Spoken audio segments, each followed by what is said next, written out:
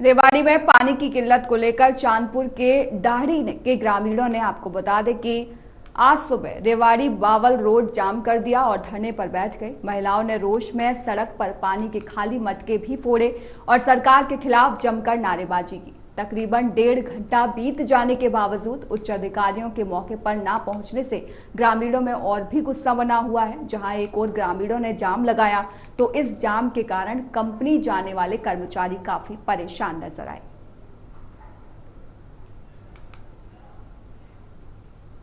हरियाणा विधानसभा चुनावों को लेकर इनेलो ने अपनी कमर कस ली है। इसी को लेकर सिरसा में इनेलो की तरफ से एक कार्यकर्ता मीटिंग का आयोजन किया गया, जिसमें इनेलो के प्रधान महासचिव अभय सिंह चौटाला और पार्टी के प्रदेश अध्यक्ष रामपाल माजरा सहित पार्टी के कई नेता मौजूद रहे। इस मौके पर अभय सिंह चौटाला ने कई बार कहा कि इस बार पार्टी इंडिया गठबंधन की तर्ज पर हरियाणा में एक गठबंधन तैयार कर आगामी विधानसभा चुनाव लड़ने का काम करेगी।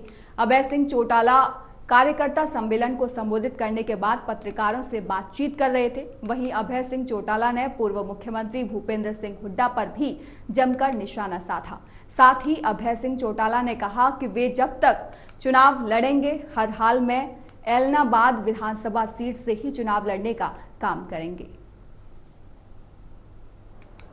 हुड्डा कहता है हम चुनाव नहीं लड़ेंगे। वो कहता है कि जो 16 एमएलए दूसरे हैं, 3 इंडिपेंडेंट, एक मैं हो गया, 10 जजपा के हो गए, अब 2 और कौन से गिनता है पता नहीं मुझे। वो या उसकी मानसिक संतुलन ठीक नहीं होगा, गिनती ठीक से आती नहीं होगी।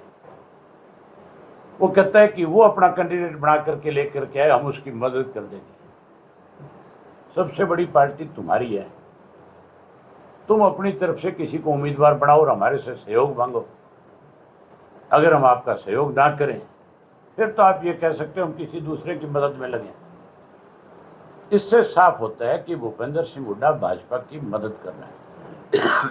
ये सीट राज्यसभा की बीजेपी को देना चाहता है। एक तरफ कहता है कि भाजपा की सरकार अल्पमत में है, अविश्वास प्रस्ताव लाता है, तो फिर क्यों प्रस्ताव लाया और क्यों ये बात कहे भी अल्पमत में?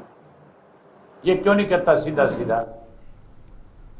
रेवाड़ी में रिटायर्ड कर्मचारी संघ ने अपनी मांगों को लेकर सरकार के खिलाफ मोर्चा खोला। इस दौरान संघ के प्रदेशाध्यक्ष बाबूलाल यादव की अगुवाई में सरकार के खिलाफ जमकर नारेबाजी की।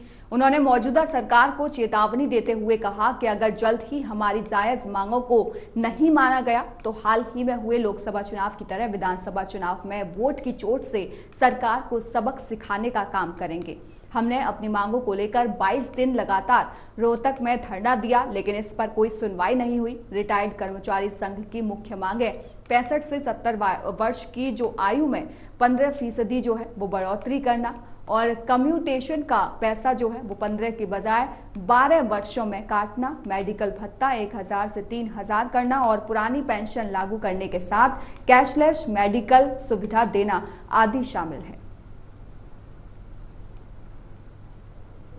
हमारी विशेष तौर से रिटायर्ड कर्मचारी संगठन का भी मैं प्रदेश अध्यक्ष होने के नाते लंबे समय से इस सरकार से जो हमारी मुख्य मांगे हैं, जिसमें विशेष तौर से 65, 70, 75 वर्ष उपरांत 5, 10, 15% की बढ़ोतरी करना, हमारा जो कम्यूटेशन का पैसा है वो 15 वर्ष की बजाय 12 वर्ष में उसकी कटौती करना, हमारी फैमिली पेंशनर जो है उनके ऊपर एलटीसी की सुविधा लागू करना, मेडिकल भत्ता जो हमें 1000 रुपये मिलता है उसको 3000 रुपये करना और माननीय न्यायालय द्वारा समय समय पर कर्मचारी हित में दिए गए फैसलों को लागू करना और एक विशेष तौर से जो हम सभी पर लागू होती है पुरानी पेंशन को बहाल करना इत्यादि मुद्दों के ऊपर हमारे संगठन ने लंबे समय से इस सरकार के खिलाफ आंदोलन किए हैं। जिला स्तर के ऊपर, कमिश्नरी स्तर के ऊपर और यहाँ तक कि रोहतक के अंदर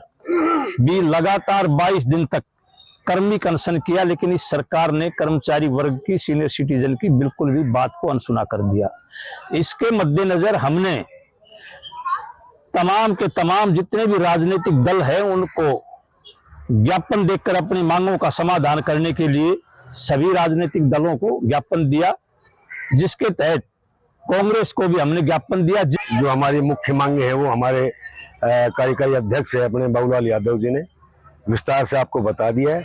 मैं तो प्रधान जी को आज रेवाड़ी जिला की टीम की तरफ से ये आश्वासन दिलाता हूं कि आज जो प्रधान जी अपनी नई जो पार्टी का गठन करेंगे, जो आज रिटायर्ड एम्प्लॉयज कांग्रेस को कमेटी तैयार करेंगे, हम जी तोड़ से, क्योंकि अभी पीछे लोकसभा चुनाव में और हमने पूरी मेहनत के साथ, क्योंकि कांग्रेस बिल्कुल जीरो पे थी और हमने आधे पे, जैसे कि 10 में से 5 सीटें अपनी मेहनत करके रिटायर्ड साथियों ने हर जिले में, क्योंकि हमारी कमेटी का गठन हो चुका है और पूरे प्रदेश के अंदर रिटायर्ड जितने भी एम्प्लॉइज हैं, चाहे वो किसी भी विभाग से है, और उन्होंने सबने मिलके और पार्टी जो बीजेपी के खिलाफ और वोट की छूट की है, और जिसका नतीजा ये रहा कि सरकार ने इसमें जो है इसका अपना खामियाजा भुगता है, क्योंकि सरकार पिछले 9.5 सालों से कर्मचारी विरोधी सरकार,